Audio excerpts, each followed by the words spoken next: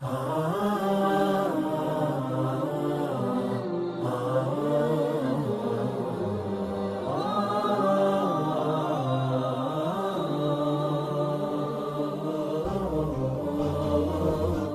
اعتراض یہ کیا جاتا ہے کہ بچی جو ہے وہ 9 سال کی ہوتی ہے اور اسلام اس پر قوانین نافذ کر دیتا ہے، حالانکہ وہ بھی بچی ہے، اس کے کھیلنے کا زمانہ ہے اور اس پر اتنی ذمہ داری ڈال دی جاتی ہے، وہ بیچاری کر بھی نہیں پاتی، نماز ہے، روزہ ہے۔ یہ اس کا جواب یہ ہے کہ جو کام نہ کر پائے، حرج اور مشقت ہو، تو اسلام میں حرج اور مشقت نہیں ہے، وہ کام اس پر ابھی واجب نہیں ہوگا۔ مثلا روزہ ہے، لمبا دن ہے، تو اگر نہیں رکھ سکتی روزہ تو درمیان میں اتنا کھا پی سکتی ہے جس سے وہ روزہ پورا کر لے، زیادہ نہیں، بعد میں جب کر سکے تو وہ قضا اس کی کرے گی۔ دوسرا یہ کہ اسلام بچی کو چھوٹی عمر سے ذمہ دار بنانا چاہتا ہے، چونکہ اس نے ایک فیملی کو سنبھالنا ہے، ایک ابھی سے ذمہ داری کا شعور دلانا چاہتا ہے۔ ساتھ ساتھ یہ کہ اسلام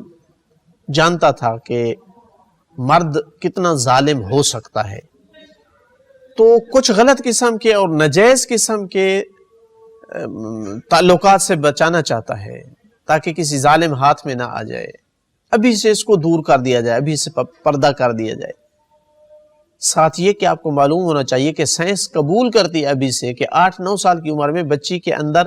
ہارمونز وغیرہ کی تبدیلی شروع ہو جاتی ہے۔ ہم کہتے ہیں کہ نہیں، وہ تو 12-13 سال میں ہوتی ہے۔ جسم کے اندر والی تبدیلی 8-9 سال سے شروع ہو جاتی ہے، یعنی اس کی طبیعت میں حساسیت آ جاتی ہے،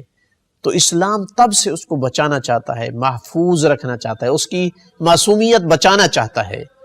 جو اعتراض کرنے والے ہیں وہ اسے درندوں کے ہاتھ میں دینا چاہتے ہیں، مردوں کی عیاشی کی خاطر معصوم جانوں سے کھیلنا چاہتے ہیں۔ اسلام پر عمل کیا جاتا تو اس طرح بے دردی کے ساتھ چھوٹی چھوٹی بچیوں کے ریپ نہ ہوتے۔